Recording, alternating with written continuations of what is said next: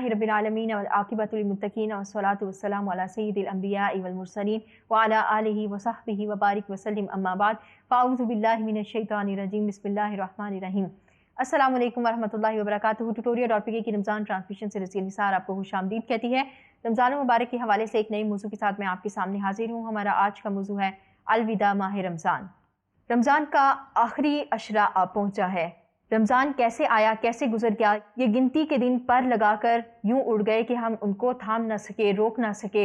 लेकिन अब ज़रूरत इस अमर की है कि बाकी रह जाने वाली दिनों से हम फ़ायदा उठा लें। हम देख लें कि अगर हमने फ़राइज़ अदा नहीं किए तो हम उन फ़र्ज़ को अदा करें, हम नवाफिल अदा करें, तरावी अदा करें, अल्लाह ताला के आगे इन रातों में गिड़गिड़ा लें कि जो बाकी रह गई हैं और अपनी मग़फ़िरत करवा लें। अभी भी वक्त है और हम इससे फ़ायदा उठा लें।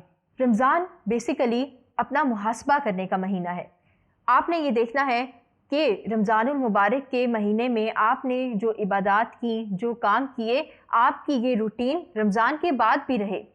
कि ऐसा ना हो कि आप मौसमी मुसलमान साबित हों कि रमज़ान का महीना आया, आपने टोपी पहनी, चादर ओढ़ी, मुसल्ला उठाया, तस्बीह हाथ में पकड़ी तो आपने इबादत करनी शुरू कर दी। लेकिन जैसे ही ईद उल फितर का चांद नज़र आया, आपने ये अपनी टोपी फेंकी, ये मुसल्ला फेंका और फिर से अपनी शरारतों में, फिस्को फजूर के कामों में मगन हो गए। ट्यूटोरियल.pk लाया आपके लिए 250 रुपए का टी कार्ड जो दे आपको एक्सेस हमारे वीडियो लेक्चर्स, पास पेपर्स या बेशुमार MCQs का, जिसे आप हासिल कर सकते हैं अपने किसी भी करीबी बुक स्टोर से। जैज़ कैश या इजी पैसा मोबाइल अकाउंट के जरिए भी रकम अदा की जा सकती है। तो आज ही आए ट्यूटोरियल.pk पे, क्योंकि ट्यूटोरियल.pk से अब पढ़ाई घर पे।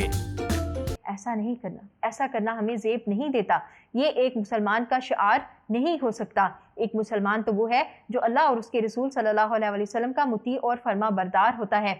तो रमज़ान मुबारक का महीना गुजरने को है, हम इसको अलविदा कहने वाले हैं। हमने अल्लाह ताला से दुआ करनी है कि जो टूटी फूटी इबादतें हमने की हैं, अल्लाह ताला वो हमसे कबूल कर ले। अल्लाह ताला हमें अगले साल भी रमज़ान मुबारक का महीना सेहत सलामती के साथ अता फरमाए और हम उस महीने में ज़्यादा से ज़्यादा इबादत कर सकें। जो हम इस साल नहीं कर सके तो अल्लाह ताला अगले साल में हमें उसकी तौफीक दे दें।